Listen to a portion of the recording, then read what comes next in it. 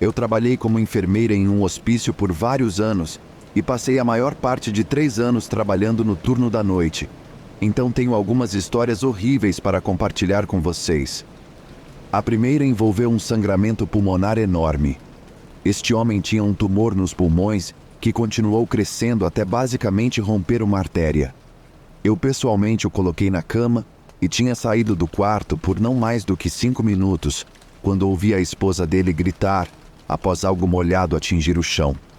Corri de volta para ver tanto sangue saindo da boca dele. Mandei a esposa sair do quarto sob o pretexto de limpar tudo, mas eu sabia que ele só tinha alguns minutos restantes. Segurei a mão dele e disse que tudo acabaria em breve. Ele tentou falar, mas só saíram alguns gorgolejos fracos. É horrível ver alguém com tanto medo, especialmente quando não há nada que você possa fazer por eles.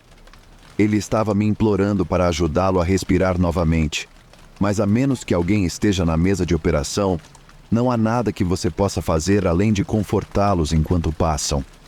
Ele entrou em choque após 1 ou 2 minutos e eventualmente morreu 10 minutos depois. Lembro-me de como o chão ao redor dele estava vermelho profundo e pegajoso de todo o sangue coagulado, e de como foram necessárias 2 lavagens quentes para tirar todas as manchas da minha roupa. Vi algo semelhante em um paciente que sofreu uma ruptura súbita de varizes esofágicas extremas. Para quem não sabe o que é isso, você tem vasos sanguíneos dentro, ao redor e por todo o seu esôfago, como é o caso da maioria do corpo. Em pacientes com doença hepática ou falência hepática, a incapacidade do fígado de funcionar corretamente causa uma enorme pressão que pode empurrar o sangue para vasos conectados ao fígado, inflamando esses vasos sanguíneos chamados de varizes esofágicas. São como hemorroidas no esôfago. Podem variar em gravidade e, na maioria das vezes, são indetectáveis até um ultrassom confirmar ou se houver sangramento.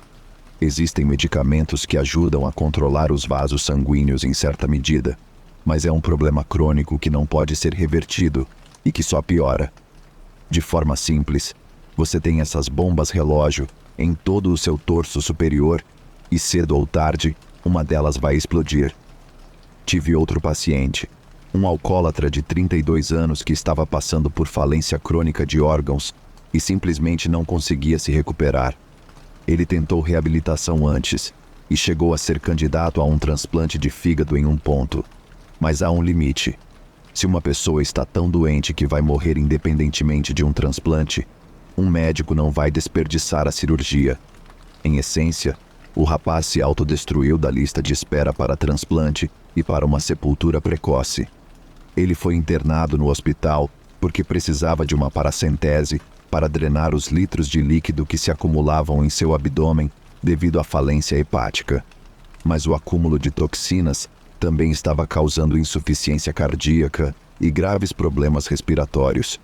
Durante essa hospitalização, ele decidiu optar pelo DNR.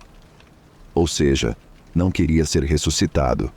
Pensamos que isso seria o fim dele, mas milagrosamente ele teve uma espécie de recuperação e conseguiu se levantar e andar pelo corredor.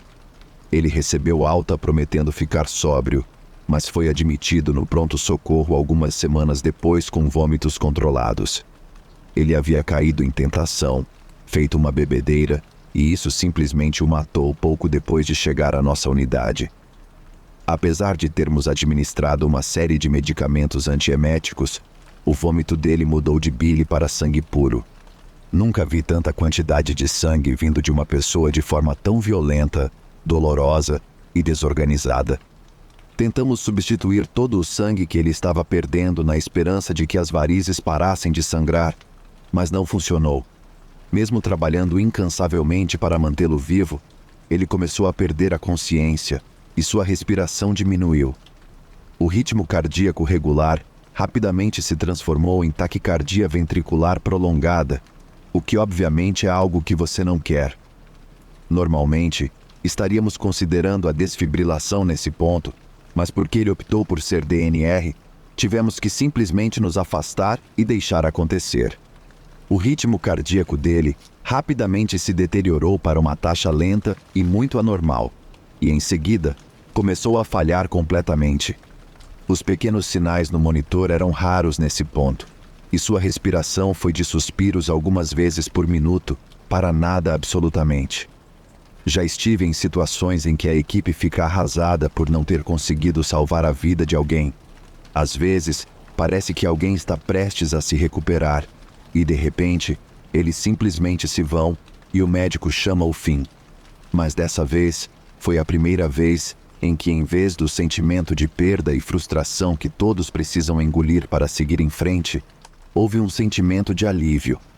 Era um alívio quase indescritível em todo o quarto, porque ele não estava mais sofrendo. Até hoje, o que aconteceu naquele quarto continua sendo o exemplo mais angustiante do que a dependência pode fazer. E o resultado foi a morte mais terrivelmente miserável, mas evitável, que já testemunhei.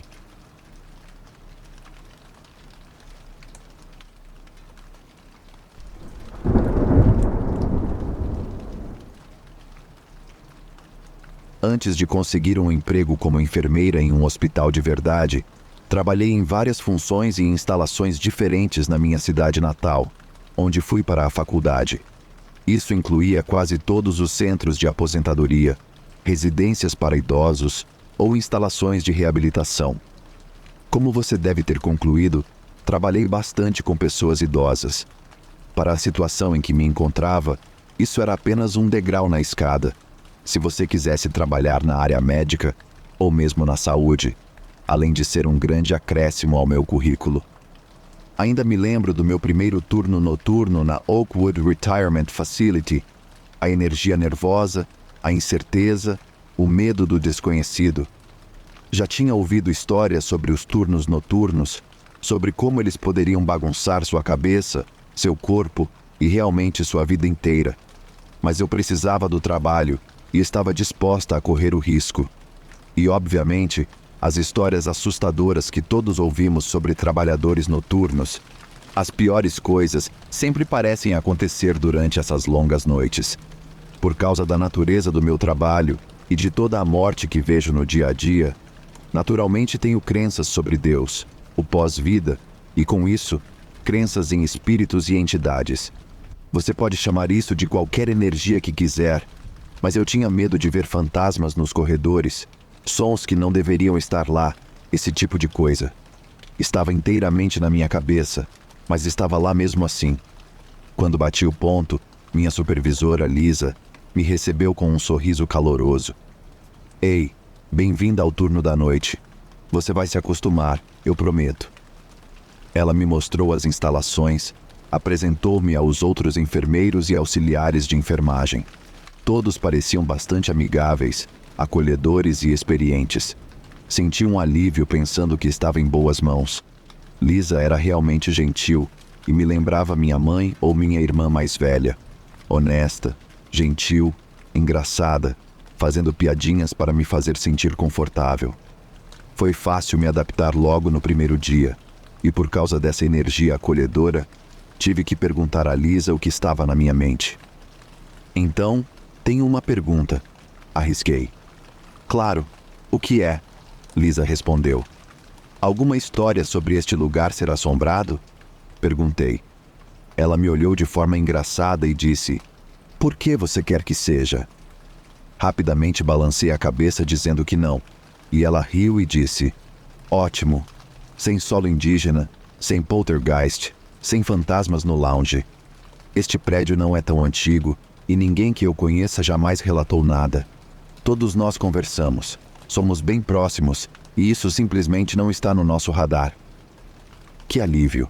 Nunca tinha trabalhado no turno da noite e tinha todas essas ideias malucas na minha cabeça sobre o que poderia acontecer ou o que eu poderia ver.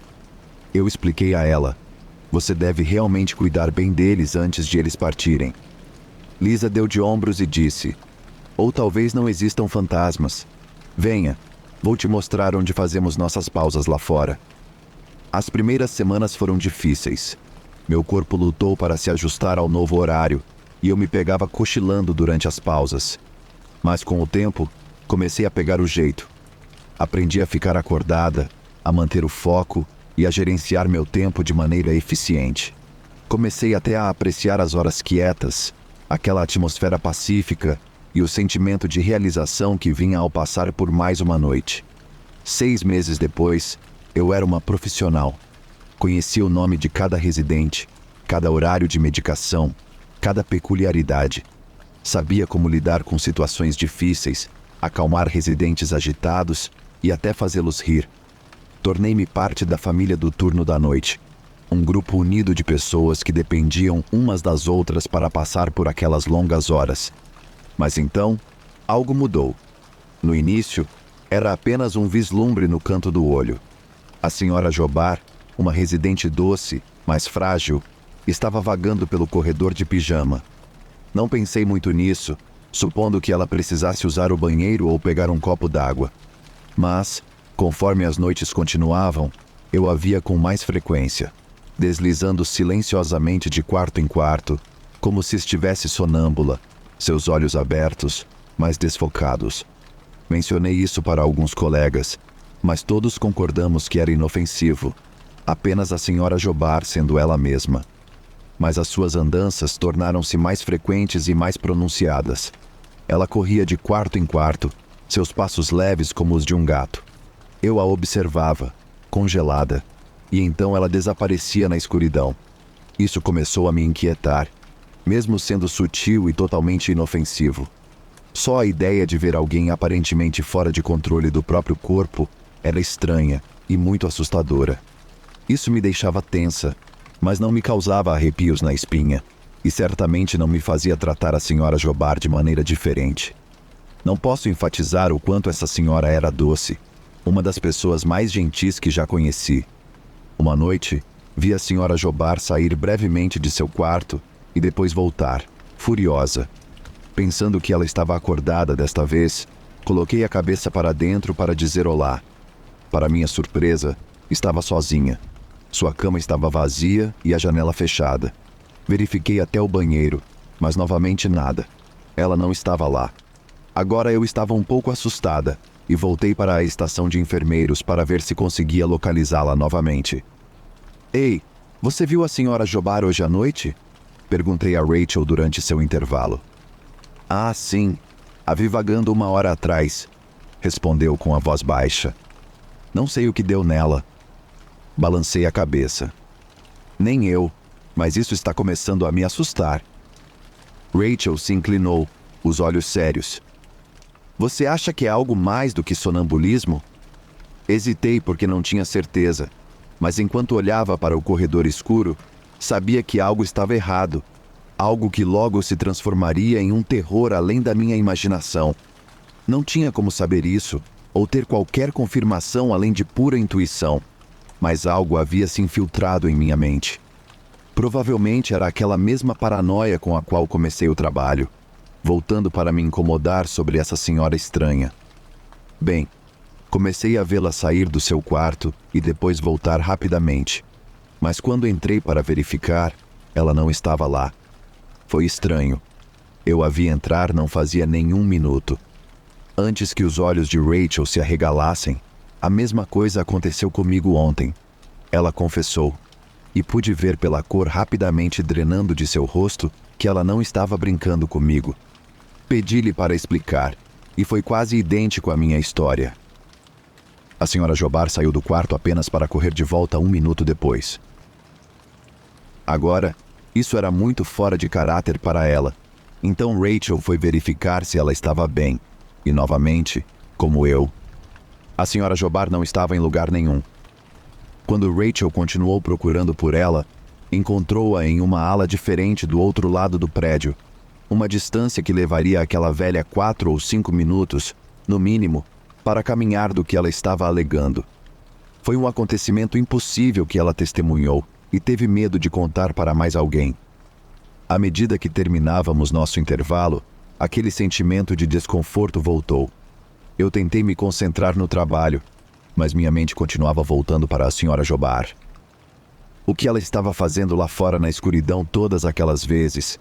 O que a estava levando a vagar como um fantasma? Imaginei que todo tipo de coisas poderia estar a mantendo acordada. Amores perdidos, filhos crescidos, familiares falecidos. Isso me deixou triste pensar, mas também me deixou estranha. Eu sabia como ficar de olho nela para garantir que estivesse segura, mas à medida que a noite avançava, percebi que estava metido em algo muito além do meu alcance.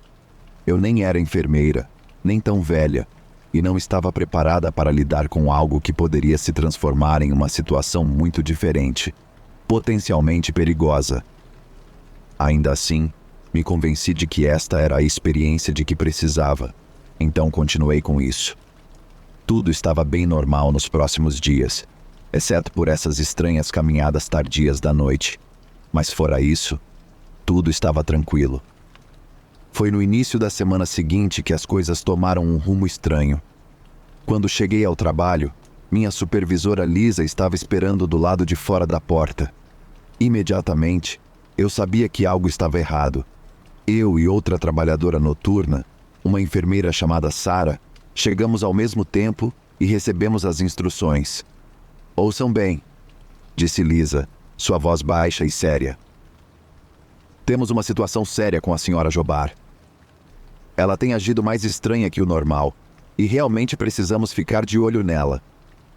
Troquei um olhar preocupado com Sarah. "O que está acontecendo?" perguntei. "Os residentes têm reclamado que ela está sussurrando coisas estranhas para eles à noite", explicou Lisa. "Precisamos garantir que ela não saia mais. Se ela levantar, tragam-na de volta ao quarto imediatamente. Não posso lidar com outra onda de reclamações, especialmente como fiz esta manhã."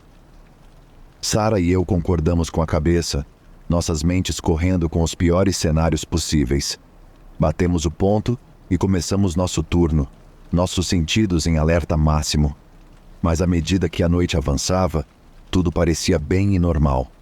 Os residentes estavam todos quietos, os corredores estavam vazios. O único som que ouvia era o zumbido das máquinas de venda automática. Comecei a relaxar, pensando que talvez Lisa tivesse exagerado. Continuamos com nossas tarefas noturnas, certificando-nos de verificar um ao outro e a senhora Jobar, apenas por precaução. A noite passou sem incidentes, e logo eu tinha esquecido que havia tido algum problema. Então, exatamente às 3 da manhã em ponto, vi a senhora Jobar espiar para fora de seu quarto.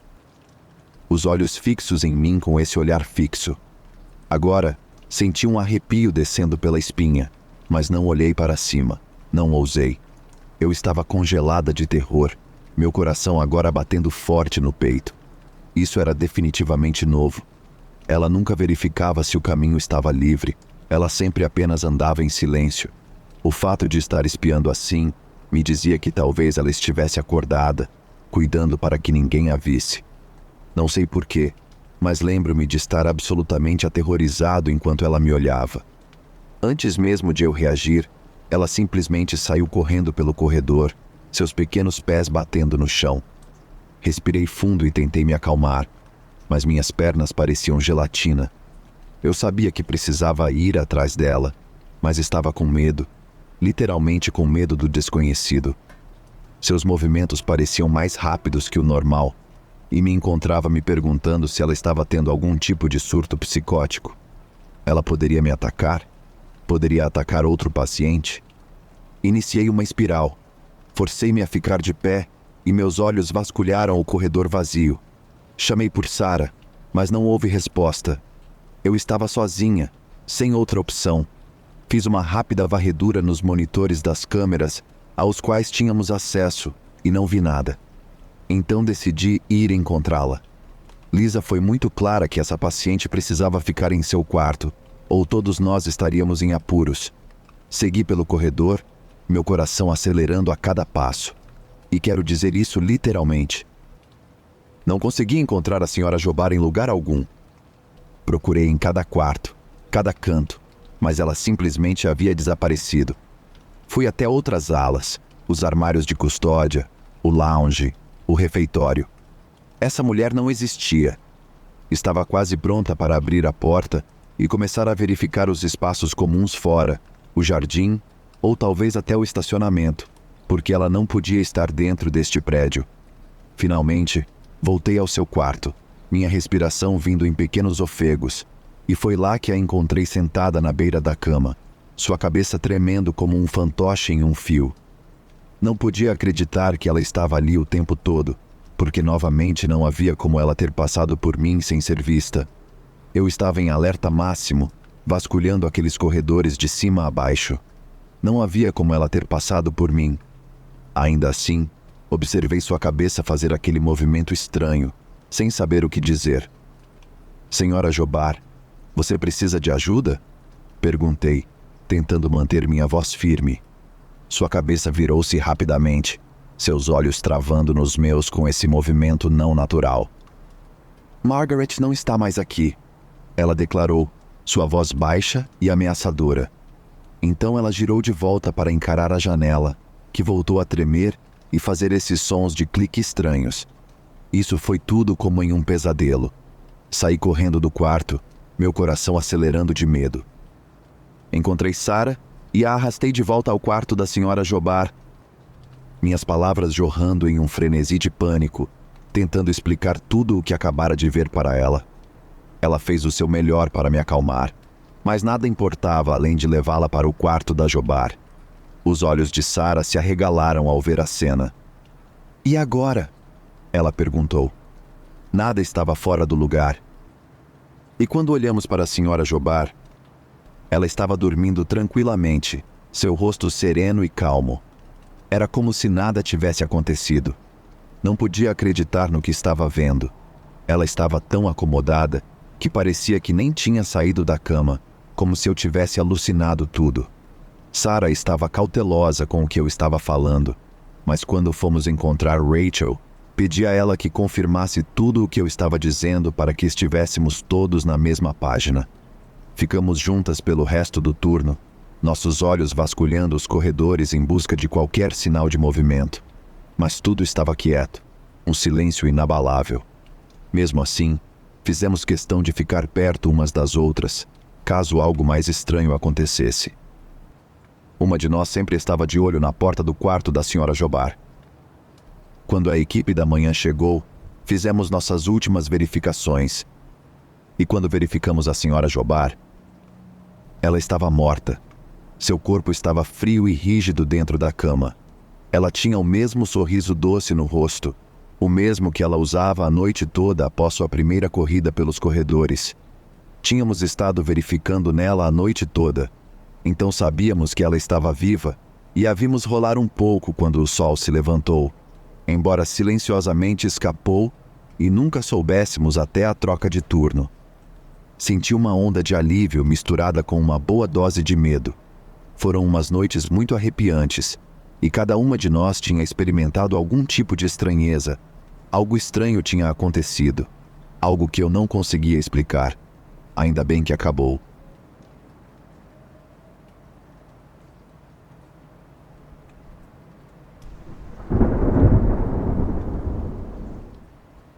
Rapaz, eu tenho uma história de turno da noite para você.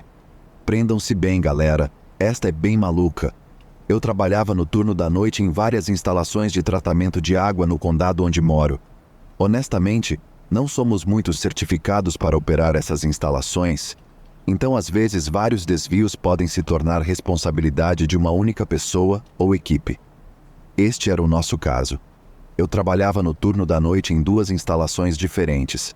Nesta noite em particular, estava trabalhando na planta que ficava bem longe da cidade, às margens de uma rodovia importante que conecta cidades em ambos os extremos, cada uma a cerca de 60 milhas de distância.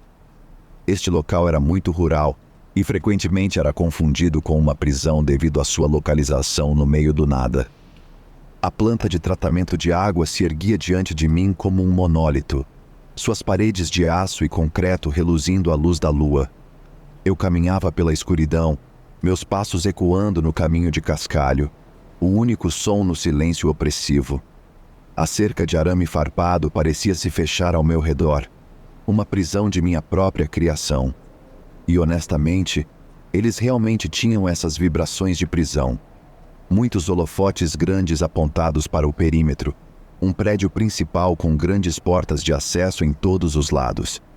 A cerca de arame farpado totalmente envolvente era a cereja do bolo, tornando o lugar realmente inacessível e contribuindo para a confusão em que me encontrei naquela noite. Você vê, quando chego ao meu trabalho, tenho que destrancar a corrente que mantém o portão fechado e depois trancá-lo novamente depois que entro. Ninguém pode entrar na propriedade sem uma chave, então eu tinha o hábito de baixar a guarda naquela noite e em muitas noites antes dela. Eu entrei na planta de tratamento de água e não fiz nenhum esforço para trancar uma única porta atrás de mim. Às vezes o trabalho requer que eu entre e saia do prédio, às vezes bastante, dependendo das leituras, e esse tipo de trabalho precisa ser feito, então é mais fácil deixar as portas de acesso abertas novamente. Temos uma cerca de arame farpado de 10 pés, circundando o perímetro, luzes e câmeras por toda parte. E mesmo assim, é uma planta de água. Não há nada aqui para roubar, nenhum cofre cheio de dinheiro, nenhum tijolo de ouro. Trancar portas nunca passou pela minha mente, francamente. Eu era o único guardião neste lugar, o turno da noite, meu domínio solitário. As tarefas eram rotineiras, mas o isolamento sufocava. Eu me sentia como um sentinela de pé vigiando uma fortaleza de água, esperando o amanhecer chegar. Eu não tentei me assustar com coisas desnecessárias, mas olhando para trás, quase gostaria de ter feito. Se eu estivesse um pouco mais alerta, poderia ter evitado que isso acontecesse comigo. As horas se arrastaram, cada minuto passando como uma contagem regressiva para o meu próprio destino. Meus sentidos se amorteceram e meus olhos vasculhavam as sombras em busca de movimento, meus ouvidos se esforçando para ouvir o menor som. Nada. Nada. A noite era minha. Os níveis de água e os medidores estavam todos bons, então era a hora de ouro. Tirei meu Nintendo DS e comecei a jogar qualquer jogo que me interessasse na época. Honestamente, não faço ideia de quanto tempo joguei. Pelo menos 1 hora, porque lembro de olhar para o relógio e ser surpreendido. Deite-se no chão. Foi a próxima coisa que ouvi. Meu coração congelou, meus músculos se trancaram em terror imediato. Eu obedeci, meus olhos fixos na figura emergindo das sombras. Era um espectro, uma aparição fantasmagórica em roupas rasgadas, seus olhos selvagens e desesperados. Eu não podia acreditar que isso estava acontecendo, mas ele continuou me empurrando para o chão. Para acelerar as coisas, ele puxou uma arma de trás das costas, o flash de metal escuro sob a iluminação fluorescente. Isso era real. Não sei porquê, não sei como, mas estou sendo roubado. Deitei meu rosto no chão e ele veio até mim, revistando meus bolsos e me mandando manter o nariz no chão. Ele tinha uma voz profunda e retumbante, e o peso de seus passos naquela passarela metálica me dizia que o cara tinha pelo menos 30 quilos a mais que eu. Ele era grande, então como diabos ele conseguiu entrar sem que eu percebesse? Desculpa, desculpa, ele murmurou, sua voz mal audível sobre o martelar do meu coração. Eu não queria fazer isso, estranho. Quase parecia arrependido por algum motivo, o que me tranquilizou, embora apenas um pouco. Não soava com raiva ou agitação, apenas sem opções, verdadeiramente desesperado pelo que ele pensava que eu tinha aqui na planta de tratamento de água. Ele amarrou meus pulsos e tornozelos com fita adesiva, sua mão tremendo o tempo todo. Eu deitei ali impotente enquanto ele vasculhava minhas coisas, seus olhos brilhando com essa mistura de medo e ganância, pura desesperança. Ele estava revirando tudo o que eu tinha de forma descuidada, e era claro que nem sabia o que estava procurando. Por favor, murmurei, minha voz mal audível. Não me machuque. Ele não respondeu, seus olhos fixos na arma em sua mão. Eu a observei, hipnotizado, enquanto ele a agitava, o dedo tremendo no gatilho. O cano não estava apontado para nada em particular. Às vezes a parede, às vezes minha cabeça, procurando em cada gaveta, cada bolsa, qualquer coisa à vista, até que ele a pegou e ouvi aquele tintilar familiar. Chaves. Chaves do carro, especificamente. Olhei para ele, segurando meu cordão nas mãos como se fosse o troféu de primeiro lugar amaldiçoado. Como uma cena de algum tipo de filme, começou a fazer sentido então. sua aparência desgrenhada, a mira em algum lugar remoto. Esse cara precisava sair da cidade com rapidez. Droga, o cara nem estava usando sapatos.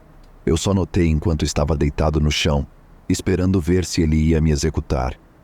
Então, tão subitamente quanto começou, acabou.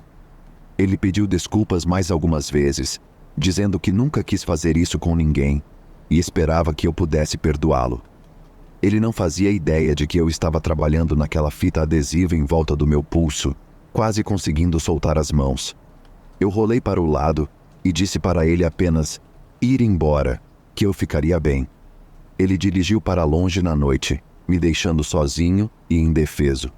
Deitei lá, com a mente a mil, até finalmente conseguir me libertar.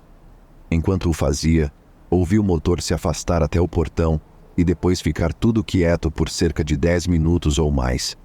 Ele havia passado por todas as chaves para encontrar a certa para sair da propriedade, sentado lá e esperando, caso mudasse de ideia e voltasse ou algo do tipo. Não. A próxima coisa que ouvi foi o som da porta da caminhonete batendo, o cara saindo da propriedade e depois para a rodovia. Eu arranquei toda a fita que pude, tanto no pulso quanto no tornozelo, fiz uma verificação rápida no corpo. Eu sentia meu coração batendo tão forte que pensei que poderia ter algum tipo de emergência médica. Não estou em uma condição física muito boa, e pensei que poderia ter um ataque cardíaco ou um aneurisma, algo assim. Tropecei até o telefone, minhas mãos tremendo como folhas, e disquei o número da emergência. Minha voz mal era audível, especialmente sobre as batidas fortes do meu coração. Deixei-os saber quem eu era, onde estava e o que acabara de acontecer. O despachante foi frio, mas me disse que os policiais estavam a caminho, para não entrar em pânico, e que logo alguém estaria lá. Fora isso, não disse mais nada, o que foi desconcertante, já que eu realmente esperava algum conselho, ou pelo menos um pouco de simpatia. A polícia cercou a instalação, suas sirenes e luzes foram um alívio bem-vindo da escuridão. Felizmente, o bandido nem se deu ao trabalho de fechar o portão atrás dele, então eles entraram direto na propriedade. Eu os acenei pela porta de acesso e mostrei onde tudo tinha acontecido. O quarto estava destruído pela busca implacável do cara, papéis e minha propriedade pessoal todos espalhados. A fita adesiva estava em um monte onde eu tinha sido dominado. Eu até mostrei as imagens das câmeras do cara entrando pela porta pouco antes das 3 da manhã. Eles me verificaram por ferimentos e depois registraram meu depoimento. Foram muito minuciosos e cuidadosos ao buscar tudo na instalação, de alto a baixo, para não perder nada que pudesse levar a uma prisão. Eles acharam tão estranho quanto eu roubar uma instalação de tratamento de água no meio da noite, sem dúvida. Eles balançaram a cabeça quando eu disse que ele pegou o caminhão, uma fuga de algum tipo com um veículo aleatório. Eu acho que faz sentido, mas mesmo assim, de onde diabos ele veio? Não é como se ele tivesse deixado o próprio veículo para trás, nem mesmo uma bicicleta. Alguns policiais ficaram lá comigo até que meu alívio chegasse, momento em que fui dispensado. Os gerentes foram notificados e eles me deram alguns dias. Muito corporativo, muito chato. Não levei bronca e consegui um tempo livre por isso. Eles pegaram o cara mais tarde no mesmo dia. Acontece que ele escapou de custódia na cidade vizinha antes de ser preso. Eu realmente não sei toda a história de onde ele veio ou por que foi preso originalmente, mas como mencionei antes, a próxima cidade estava a cerca de 60 milhas de distância. Esse cara deve ter caminhado por dias e dias pela selva ao longo da rodovia, esperando que algo aparecesse. Com certeza, aquela instalação de água teria sido como um farol na noite para um fugitivo.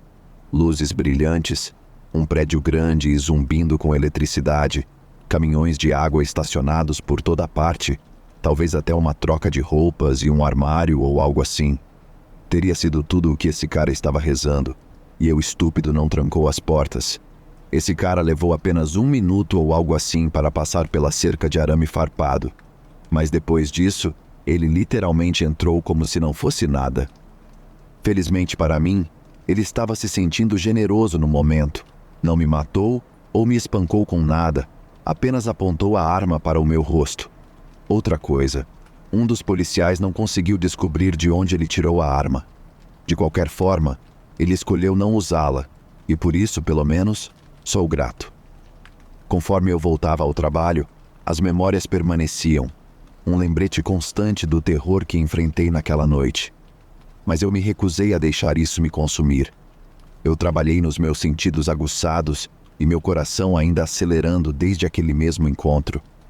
Comecei a me exercitar, comecei a trancar as portas e comecei a tomar o cuidado e as precauções que deveria ter feito desde o primeiro dia.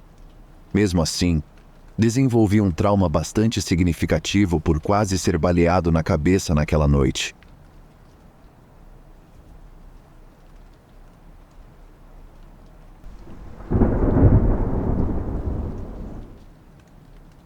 Esta é uma das piores coisas que já aconteceram no meu local de trabalho, e definitivamente a coisa mais assustadora que já me aconteceu. Era de noite, e eu realmente senti que estava em perigo, e qualquer coisa poderia ter acontecido. Considerei-me sortuda por sair dessa experiência no turno da noite. Por anos, trabalhei em residências para idosos. Um dos lugares mais assustadores era uma instituição de demência intensa, com 15 residentes, e ninguém além de mim para ficar de olho em todos eles. Eles eram idosos, agradáveis na maior parte do tempo, especialmente se você soubesse como interagir com eles como eu sabia. Ainda assim, há algo estranho nisso. Sim, passar 10 horas por dia com pessoas imprevisíveis, vazias e imprevisíveis. Eu fazia uma ronda intencional por volta das 3 da manhã, onde verificava se todos os residentes estavam seguros e bem. Foi quando ouvi o toque da campainha. Tive um arrepio repentino, porque este é um local seguro e é de madrugada. Não consigo expressar o quão estranho é alguém estar na porta da frente a essa hora. Pensei que talvez fosse um colega que parou para me entregar algo, e isso imediatamente acalmou meus nervos. Fui até a janela e não havia ninguém lá. Passei isso como algum tipo de alucinação, porque o que mais poderia ser? Alguém brincando de campainha em um lar de idosos? Não muito provável, não neste bairro.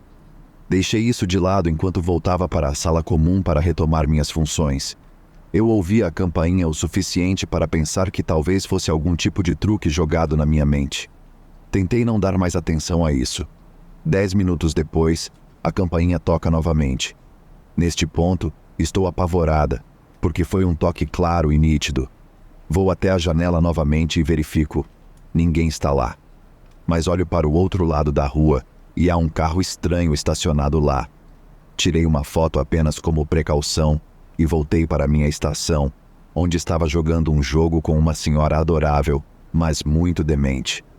Sentei-me e ela olhou para mim e disse: "O que o cavalheiro queria, querida? Ele parecia ter tido uma noite ruim e precisa de uma xícara de café." Arrepios imediatamente desceram pela minha espinha, mas eu ignorei porque alucinações são comuns com demência, e essa senhora é especialmente propensa a não estar orientada no tempo e no espaço. Continuamos jogando nosso jogo, e ela continua lançando olhares longos sobre meu ombro pelo corredor. Definitivamente, uma das imagens mais assustadoras da minha vida. Eu queria tanto virar, mas sabia que não haveria nada ali, apenas a porta da frente. Eu sabia que não haveria nada lá. Neste ponto, eu estava quase esperando que houvesse. A campainha toca novamente, menos de 5 minutos depois, e desta vez, outro de meus residentes está de pé e andando pelo corredor, pintando com um pincel seco para mantê-lo ocupado. Passei por ele a caminho da janela da frente e ele se virou para mim e disse: "Não atenda a porta sozinha. Esse cara pode te machucar." Antes de continuar a pintar, meu sangue coagulou ali mesmo nas minhas veias. "O que você disse?" Perguntei a ele. "Não vá até a porta. O sujeito briguento pode te machucar." Ele me explicou, muito claramente. "Você sabe quem é?" Perguntei. Ele apenas balançou a cabeça e voltou a pintar. Estava com muito medo agora, tentando não chorar. Não sabia o que fazer. Sou uma mulher solteira de 23 anos responsável por 15 pessoas com estágios variados de demência. e a campainha continuava tocando no meio da noite. Era fim de semana, então minha chefe de plantão não atendia o telefone. Ela nunca atende nos fins de semana. Isso não está de acordo com os padrões da indústria, de maneira alguma. Mas que opções eu tenho? Arquivar uma reclamação enquanto estou sendo assassinada? Fui rastejando pelo corredor, tentando ser o mais sutil e silenciosa possível. Há janelas por toda parte, então estou tentando não me entregar. À medida que me aproximo da porta da frente, olho pela janela e vejo o mesmo carro de antes. E enquanto olho ao redor, vejo uma sombra se movendo na frente da porta e uma pessoa caminha até o canto e depois olha diretamente pela droga da janela ao meu lado. Nos olhamos. Eu grito. Meus residentes começam a ficar apavorados. Eu estou ficando apavorada e o cara sai correndo. Liguei para a polícia e eventualmente eles apareceram. Foi caótico porque todos os residentes foram acordados pela confusão. Agora tenho 2 policiais em seu espaço. Minha chefe de plantão ainda não atende o telefone e estou lutando para lidar com toda essa situação. Por que esse homem estava tocando a campainha? Pior ainda, por que ele estava rondando o lado do prédio? Era algum tipo de armadilha estranha e eu simplesmente não conseguia entender por quê. Quem iria querer atacar uma pessoa idosa com demência? Eventualmente, depois de muitas xícaras de chá e 2 lotes de remédios para aqueles residentes mais desafiadores, conseguimos nos acalmar. Agora são 7 da manhã e o turno de troca chega. Uma enfermeira e um cuidador. Estou muito grata por estar viva, junto com os outros. Contei o que aconteceu a eles e eles me contaram que havia uma mulher na rua cuja casa foi invadida. Ela foi atacada em sua cama por um viciado em drogas que invadiu a casa enquanto procurava por drogas. Ele entrou pela janela e pulou em cima dela enquanto ela dormia. Ele a amarrou e depois virou a casa de cabeça para baixo. Tive um colapso interno porque temos drogas no armário e na sala de medicamentos. Boas drogas também. Morfina, metadona, fentanil, etc. Não posso deixar de pensar se ele estava procurando por nós intencionalmente e apenas pegou a próxima melhor opção para um viciado desesperado por drogas. Meu local de trabalho era um presente para ele. 15 pessoas que não sabem quem são e uma garota pequena que os mantém todos juntos. Se ele tivesse conseguido, teria sido um sonho realizado. Graças a Deus, tudo se desenrolou da maneira que foi, e ele nunca passou pelo portão da frente. Para referência, a instituição era uma antiga casa de pensão convertida em uma área gentrificada, então muitas casas antigas de médicos na área. Fácil de confundir a casa em que eu trabalhava com uma casa normal, mas ainda assim, parte de mim pensa que ele sabia o que estava fazendo, que éramos o cofre de drogas da quadra, mas ele ficou com medo quando viu alguém em uniforme. Acabei deixando esse emprego pouco depois do incidente, porque eles se recusaram a contratar uma segunda pessoa para trabalhar à noite, apesar de estar gravemente subdimensionado de acordo com as diretrizes das melhores práticas. Nunca mais permitirei que isso aconteça comigo.